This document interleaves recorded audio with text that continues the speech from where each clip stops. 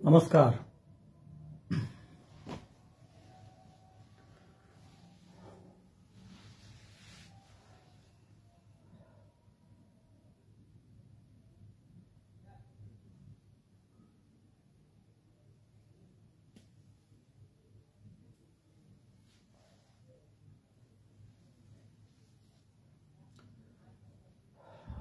कुछ लोग जुड़ जाए, उसके बाद अपने विषय को मैं रखूंगा।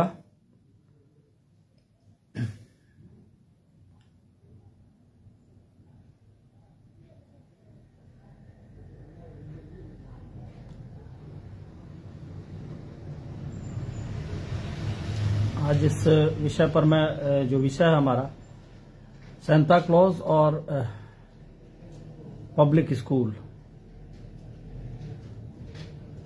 और प्रोपेगेंडा, इन सारे विषयों पर मैं लगभग 15-20 मिनट का एक मैंने ऐसे ही लाइव, कुछ कारण भी था लाइव आने का कि मैं बैठा था। मैं पूरे लाइव को विस्तार से, जब मैं पूरा प्रॉपर रूप में इस लाइव में जुड़ूंगा, लाइव सेशन जब शुरू करेंगे तो प्रॉपर रूप में मैं सारी बातों को रखूंगा। तो नमस्कार, धीरे धीरे लोग जुड़ते जाएं और हम शुरू कर रहे हैं Santa Claus, public school, propaganda और सांस्कृतिक धर्मांतरण। देखिए, जब हम किसी विषय पर आगे बढ़ते, किसी विषय पर बात करते हैं, तो पहले उस विषय को जानना जरूरी होता है कि जिस विषय पर हम बात कर रहे हैं, जिसके बारे में चर्चा कर रहे हैं, पहले उसको पढ़ना होता है, उसके बारे में जानना होता है। सेंटा क्लॉज की उत्पत्ति कहां से हुई? ये सेंटा क्लॉज आखिर 33 करोड़ देवी देवताओं के देश में यह सेंटा क्लॉज नाम का एक युग पुरुष कैसे आ गया, इस पर विचार करने की आवश्यकता है। यह सेंटा क्लॉज कुछ नहीं है, यह सेंटा क्लॉज कंप्लीटली ईसाई मिशनरी और पाश्चात्य कंपनियों का प्रोपेगेंडा है। और जिस तरह से पब्लिक स्कूल, मैं अपने जिले की बात कर रहा हूं, पूरे बिहार नहीं पूरे देश में जिस तरह से अभिभावकों पर आर्थिक बोझ सेंटा क्लॉज के नाम पर, सेंटा क्लॉज के ड्रेस के नाम पर, तो आर्थिक धर्मांतरण और सांस्कृतिक धर्मांतरण, यह दोनों है। यह कोई अपने बच्चों को पढ़ा रहा है, कैसे व्यवस्था करके पैसे से स्कूल में वो भेजता है, और उन लोगों पर आप जबरदस्ती एक त्योहार लाते हैं जिन त्योहार का हम बहुसंख्यक हिंदू समाज को कोई मतलब नहीं है, जिस त्योहार से। जब हम सेंटा क्लॉज की बात करते हैं तो ये कहानी आज से 100 साल पूर्व की है। सेंट निकोलस नाम का एक व्यक्ति था जो बाद में बिशप बना। बिशप का मतलब होता है हमारे यहां जैसे महंत और मठाधीश होते हैं। तो निकोलस जो था वो एक रईस बाप के बेटे थे। निकोलस के पिताजी का देहांत हो गया, और निकोलस के पिताजी का जब देहांत हो गया तो निकोलस ने अपने पैसे का उपयोग अपने शहर में, जिस शहर का वह बिशप था, ऐसा कुछ लोग बताते हैं, इसका कोई तथ्य नहीं है, इसका कोई प्रमाण नहीं है जिस पर हम बात कर रहे हैं, लेकिन ऐसा जो लिखा है गूगल पे है या किन्हीं किताबों में लिखा है, या ये प्रोपेगेंडा कंपनियों के द्वारा किया गया। सेंट निकोलस विदाउट दाढ़ी थे, फिर ये दाढ़ी सेंटा क्लॉज की कैसे आ गई? सेंट निकोलस दुबले पतले व्यक्ति थे, बिशप निकोलस दुबले पतले व्यक्ति थे, फिर ये मोटा कैसे हो गया? 1990 से पहले भारत में, तो ये 1990 में सेंटा क्लॉज की उत्पत्ति हुई। 1990 से पहले सेंटा क्लॉज की ड्रेस कभी ब्लू होती थी, कभी काली होती थी, ये लाल कैसे हो गई? तो इसके पीछे एक कोको कोला कंपनी का यह प्रोपेगेंडा शुरू हुआ, और कोको कोला कंपनी के प्रोपेगेंडा से फिर ये अपने उत्पाद को बेचने के लिए भारत के घरों में ये पहुंचे। ये निकोलस की कहानी को, कई जगहों तो यह भी बात होती है कि निकोलस की कहानी और सेंटा क्लॉज दोनों में जमीन आसमान का फर्क है। सेंटा क्लॉज कहीं से निकोलस की कहानी से मिलता ही नहीं है। मैं पूछना चाहता हूं कि सांता क्लॉज जिस धर्म को मानने वाले लोग हैं वो लोग करे Santa Claus Santa Claus.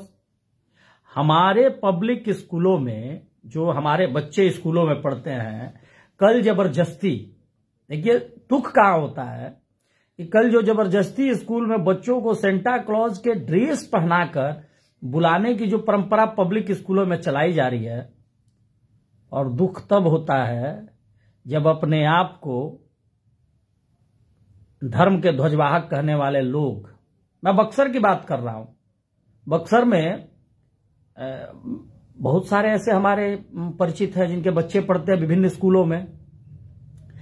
School के ऑनर का नाम तो भाई नाम है पंडित फल्ला जी, कोई चौबे जी है, कोई पाड़े जी है, कोई दुबे जी है। स्कूल का ऑनर जिस पर धर्म रक्षा की जिम्मेदारी हमारे हिंदू समाज में धर्म और संस्कृति की रक्षा की जिम्मेदारी जिसको दी गई, वही अपने स्कूलों में जबरदस्ती बच्चों को सेंटा क्लॉज का ड्रेस पहना के बुलवा रहे हैं। तो कम से कम ऐसे लोग तो इस चीज का ध्यान रखें कि हमको कहना ना पड़े। मैं सीधे अगर वो हमारी बात उन तक पहुंच रही होगी किसी भी माध्यम से, निश्चित रूप से कई लोग जुड़े हैं, वो नहीं जुड़े हैं तो उनके घर के कई लोग जुड़े हैं, कई लोग हैं ऐसे। और ये पब्लिक स्कूल्स पैसा वसूलने के लिए, अभिभावकों का आर्थिक दोहन करने के लिए कल सेंटा क्लॉज के नाम पर उत्सव मनाएंगे। अरे कभी अपने स्कूलों में आप टीका और शिखा पर विवाद करते हैं, जब आप धर्मनिरपेक्षता की बात करते हैं, आप धर्मनिरपेक्ष भारत की बात करते हैं, संविधान की बात करते हैं, तो क्यों ईसाई परंपरा के प्रतीक सेंटा क्लॉज का उत्सव आपके विद्यालयों में मनाया जा रहा है? मैं पूछना चाहता हूं, क्या आपने कभी हनुमान जयंती मनाने का प्रयास किया? क्या कभी आपने भगवान राम का विवाहोत्सव अपने स्कूल में कराया है क्या? तो ऐसे लोग, मैं तमाम अभिभावकों से भी आग्रह करना चाहता हूं कि स्कूल में अगर किसी भी धर्म प्रथा को अनावश्यक रूप से थोपा जा रहा है जो हमारे हिंदू समाज के विपरीत हो, तो आपको आवाज उठाना चाहिए। मैं यहां आपको बता रहा हूं, बहुत पहले की घटना है, मैं स्कूल का नाम नहीं लूंगा और उन व्यक्तियों का भी नाम नहीं लूंगा।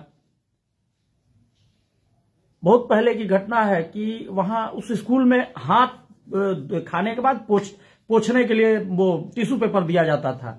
बक्सर का एक प्रतिष्ठित स्कूल है और हाथ नहीं धोने दिया जाता था बच्चों को।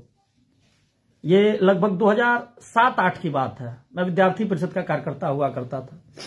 मुझे कई अभिभावकों ने ऐसी बात बताई और जब मैं विद्यालय प्रबंधन से बात करने का प्रयास किया तो विद्यालय प्रबंधन ने एक रूडली जो जवाब होता है वो दिया, और रूडली जवाब ही नहीं दिया।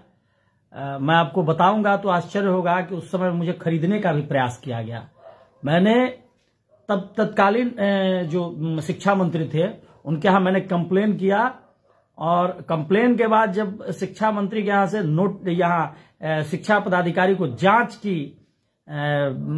के लिए कमेटी बना के भेजा गया, तब हमारे एक परिचित को बीच में, शहर के बड़े व्यवसायी हैं, रेस्टोरेंट मालिक है, उनको बीच में डाला गया और डाल के फिर बात हुई कि नहीं ऐसा नहीं करना है, ऐसा। मैंने बड़े इस तरह का, फिर खैर उन्होंने अपनी गलती मानी और तब से उस स्कूल में बच्चों को हाथ धोने की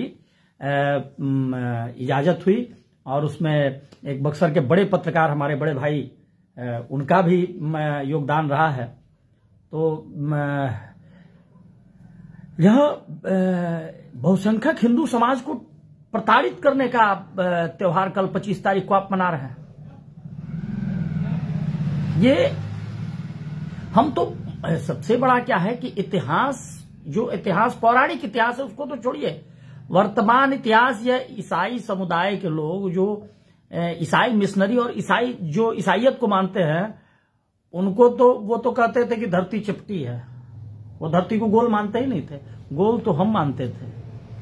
उनका ज्ञान हमसे कमजोर था, लेकिन हम क्या करते हैं कि हम उन्हीं की बातों को मानते हैं। विदेशी लोग भारतीय संस्कृति को अपना रहे हैं, हरे राम हरे कृष्ण कर रहे हैं, और हम क्या कर रहे हैं, इस सेंटा क्लॉज बन के जोकर की पूजा करने लग रहे हैं। भारतीय संस्कृति, और दूसरी बात, आपको जोकर का पूजा करना है, जो स्कूल वाले हैं करे ना, अपने बाल बच्चों को पहनाए जोकर का ड्रेस। क्यों हमारे बच्चों पर जबरदस्ती थोपने का प्रयास? ये पब्लिक स्कूल वाले उत्सव मनाने के नाम पे एक सांस्कृतिक धर्मांतरण, ये पूरी तरह से सांस्कृतिक धर्मांतरण है, और इस पर सरकारी स्तर से भी रोक लगना चाहिए। ये जितने लोग हैं ये पूरी तरह से इस प्रोपेगेंडा के शिकार है, कोको कोला कंपनी के प्रोपेगेंडा के शिकार हुए, और बाद में ये सारे लोग अपने आप को स्टैंडर्ड दिखाने में, मिशनरी स्कूलों की कॉपी करने में, ये सारे प्राइवेट स्कूल जिसको हम पब्लिक स्कूल्स के रूप में जानते हैं, ये पब्लिक स्कूल उत्सवों के रूप में जानते हैं। 25 जून को ये लोग बड़ा दिवस मनाते हैं। मैं पूछना चाहता हूं तमाम जानकारों से, जो खगोलविद हैं, जो ये इस विषय को जानते हैं, मैं पूछना चाहता हूं कि 25 तारीख को दिन बड़ा होता है क्या? दिन बड़ा होता है 21 जून को। बड़ा दिन, बड़ा दिन, बड़ा दिन। अरे भैया, जो कह देंगे अंग्रेज वही हम मान लेंगे क्या?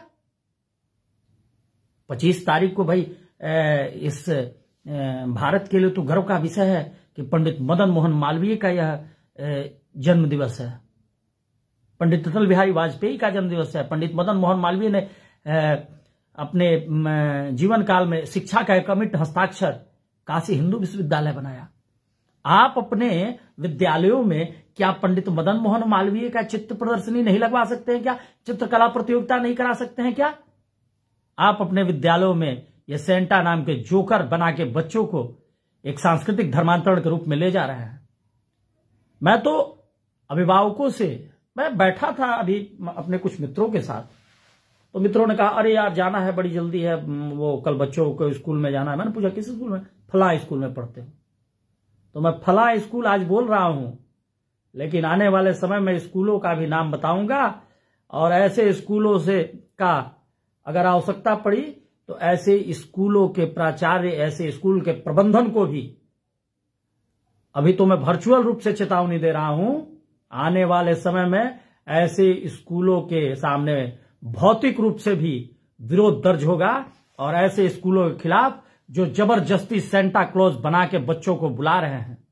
और मैं लाइव नहीं आता कोई स्कूल, मुझे दुख हुआ जब जो अपने को धर्म का ठेकेदार बनते उन्हीं के स्कूल में ऐसा होता है। मुझे दुख होता है जब मैं जिनको जानने वाला हूं, मैं जिनको व्यक्तिगत तौर पे जानता हूं, जो दिन भर धर्म का ध्वजा लहराए फिरते हैं, और उन्हीं के स्कूल में आप सेंटा क्लॉज बनवा के बुलवा रहे हैं बच्चों को। कितना शर्म का बात है महाराज। तो फिर काहे के लिए धर्म का ढोंग रचाए हुए हैं? छोड़ दीजिए धर्म का ढोंग रचाना, बन जाइए ईसाई मिशनरी में चले जाइए, खुल के चले जाइए। ये क्यों सांस्कृतिक धर्मांतरण की तरफ बच्चों को मोड़ रहे हैं? कम से कम बाकी लोग कर रहे हैं, आपको तो नहीं करना चाहिए। आप तो अपने को धर्म का ध्वजवाहक बनते हैं। तो मैं अभिभावकों से भी आग्रह करूंगा कि सेंटा क्लॉज बना के भेजना ही आपके बच्चों के विकास की गारंटी नहीं है। कारण क्या है कि हमारे यहां शिक्षा का जो स्तर बताया गया, हमको कभी गुरु गोविंद सिंह को पढ़ाया ही नहीं गया, हमको बाबर, हुमायूं, अकबर पढ़ाया गया, हमको कभी वीर भगत सिंह के बारे में पढ़ा ही नहीं गया, हमको अशफाकुल्ला खान के बारे में पढ़ा ही नहीं गया, हमको राम प्रसाद बिस्मिल, सुखदेव भगत, राजगुरु के बारे में पढ़ाया, चंद्रशेखर आजाद के बारे में पढ़ाया ही नहीं गया। आप जब 10वीं क्लास की किताब उठाते हैं या 8वीं क्लास की किताब उठाते हैं तो पहला है अरब का इतिहास। भाई अरब के इतिहास से हमको क्या काम है? ये अरब का इतिहास आईएएस पीसीएस के परीक्षा में क्या काम है? आईएएस की परीक्षा में अरब के इतिहास पढ़ने का क्या मतलब है? हिटलर, मुसोलिनी को आप 8-8 पन्ना जगह देते हैं, और भगत सिंह, चंद्रशेखर आजाद और भारतीय द्वितीय स्वतंत्रता संग्राम को आप केवल 12 लाइन में खत्म कर देते हैं। यह इस देश के शैक्षणिक व्यवस्था का दुर्भाग्य है कि हम विवेकानंद को नहीं पढ़ते, हम रामकृष्ण परमहंस को नहीं पढ़ते हैं, हम दयानंद सरस्वती को नहीं पढ़ते हैं, हम राजा राम मोहन राय को नहीं पढ़ते हैं, हम लाला लाजपत राय की कुर्बानी को नहीं पढ़ते हैं, हम भगत सिंह की कुर्बानी को नहीं पढ़ते हैं। हमको पढ़ाया क्या जाता है कि हिटलर कौन था, मुसोलिनी कौन था, स्टालिन कौन था, लेनिन कौन था। हिटलर, मुसोलिनी और लेनिन और मार्क्स को पढ़ने की क्या आवश्यकता है इस देश में? इस देश में विवेकानंद को पढ़ने की आवश्यकता है, इस देश में गौतम बुद्ध को पढ़ने की आवश्यकता है, इस देश में श्री राम के चरित्र को पढ़ने की आवश्यकता है, इस देश में श्री कृष्ण के चरित्र को पढ़ने की आवश्यकता है। हम पढ़ते हैं डार्विन का सिद्धांत। मैं एक उदाहरण बता रहा हूं कि डार्विन का सिद्धांत हम पढ़ते हैं। भाई डार्विन के सिद्धांत को पढ़ के हम बड़ी खुश होते हैं। भाई डार्विन के सिद्धांत कहां से आए? ये हमारे धर्म ग्रंथों से आए हैं। भाई डार्विन कहता है कि जीवन की उत्पत्ति पहले जल में हुई। हमारा वेद कहता है कि जीवन की उत्पत्ति में सर्वप्रथम मछली आई। जल के बाद वो कहता है कि वह जीवन, डार्विन कहता है कि वह जीवन, डार्विन का विकासवाद का जो सिद्धांत है वह है कि जल में हुआ, जल के बाद वह व्यक्ति, जो जीव है वह बाहर निकला, फिर जल में रहने लगा, फिर वह जीव बाहर आया तो थोड़ा बाहर रहने लगा, फिर उसके बाद वो धीरे धीरे बढ़ते हुए बंदर का रूप लिया और परिपक्व मनुष्य बना, और जो आज का मनुष्य है जिसे होमोसेपियंस कहते हैं। और भाई साहब थोड़ा सा ध्यान दीजिए अपने वेदों पे। हमारे वेद क्या कहते हैं कि सर्वप्रथम कौन अवतार हुआ? तो मीन अवतार हुआ। मीन अवतार के बाद क्या हुआ? कच्छप अवतार हुआ। मीन अवतार केवल जल में, कच्छप अवतार जल और थल में। उसके बाद क्या हुआ? वराह अवतार। वराह अवतार जो हुआ वह आपको हुआ कि वराह दलदल में, कीचड़ में एक मजबूत, वो मछली से मजबूत कच्छप, कच्छप से मजबूत वराह। वराह के बाद क्या हुआ? नरसिंह अवतार। नरसिंह अवतार का अर्थात शरीर मानव का और सिर जानवर का। उसके बाद क्या हुआ? पांचवा अवतार, वामन का अवतार, एक पूर्ण मनुष्य लेकिन कद में छोटा। या डार्विन के सिद्धांत, मानव विकासवाद के सिद्धांत को आप पढ़िएगा तो हमारे वेदों से ली गई जानकारी को डार्विन ने पढ़ा दी। हम कहते थे धरती गोल है कब? जब कहीं, जब पूरे विश्व में कहीं लोग कपड़े नहीं पहनते थे तो हमारे यहां कपड़े की बुनाई होती थी। पूरे विश्व में जब कहीं शैक्षणिक व्यवस्था की परिकल्पना नहीं होती थी तो हमारे यहां इंटरनेशनल यूनिवर्सिटी हुआ करते थे, नालंदा, विक्रमशिला, तक्षशिला।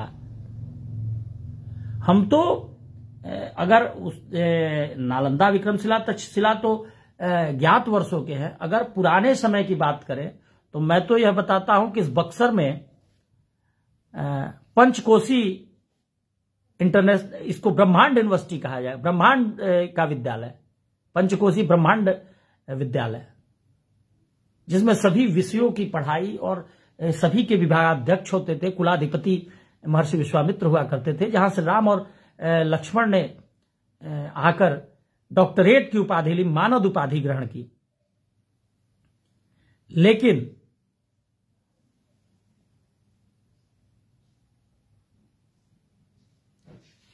भाई साहब हमने कहा कि न्यूटन, आइंस्टाइन और तमाम, संजीव भाई आप बोल रहे हैं पढ़ना।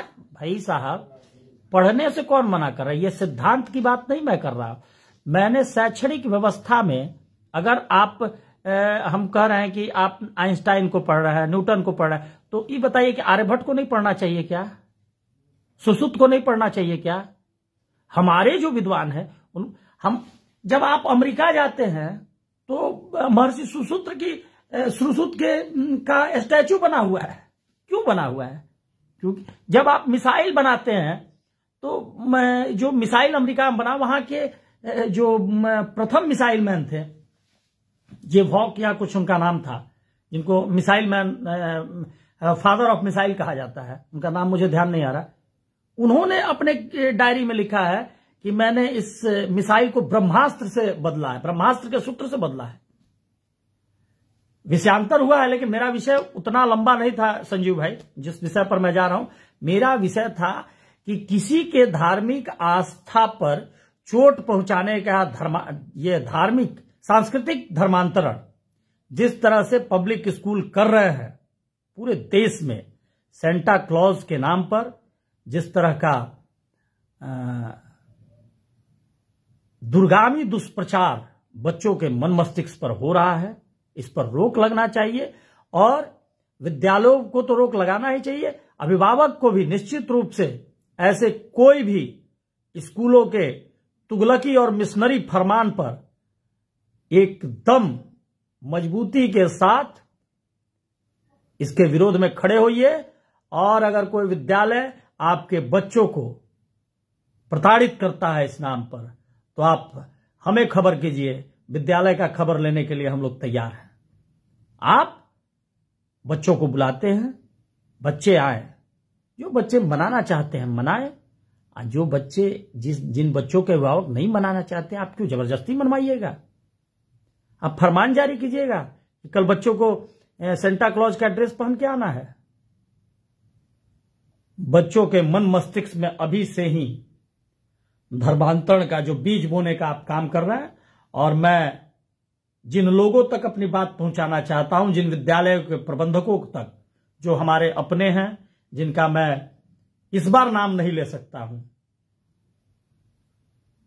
इस तरह का जो मेरे परिचित, मेरे अभिभावक भी हैं, मेरे मित्रों के भी विद्यालय है, मेरे भाइयों के भी विद्यालय है, अभिभावकों के भी विद्यालय हैं, उन तमाम लोगों के कुल मिला के एक लाइन में बता दूं कि रिश्तेदारों के भी विद्यालय हैं। तो इस तरह के कोई भी विद्यालय अगर इस तरह का तुगलकी और मिशनरी फरमान जारी करते हैं तो विरोध झेलने के लिए तैयार रहिएगा।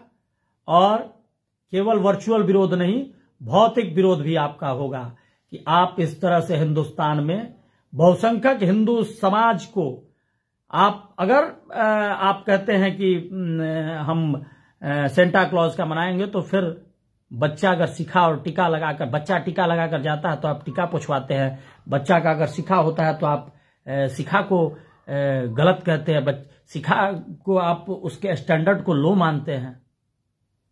यह पूरी तरह से इस परंपरा को बदलना होगा। अगर सम्मान करना है तो सभी धर्मों का कीजिए, और नहीं करना है तो किसी एक धर्म को थोपिएगा, तो यह धर्मनिरपेक्षता नहीं है, यह तुष्टीकरण है। और इस तरह के जो भी लोग जहां भी हो, मैं आग्रह करता हूं, अभिभावकों से भी निवेदन करता हूं कि इस तरह के तुगलक की फरमानों का विरोध कीजिए। अगर विद्यालय में इस तरह के उत्सव मनाए जाते हैं तो उन उत्सवों का बहिष्कार कीजिए। और इसके बाद अगर विद्यालय आपको या आपके बच्चों को प्रताड़ित करता है तो निश्चित रूप से हमें सूचित कीजिए। ऐसे विद्यालयों को प्रताड़ित करने का काम हम करेंगे। वंदे मातरम, जय श्री राम, भारत माता की जय।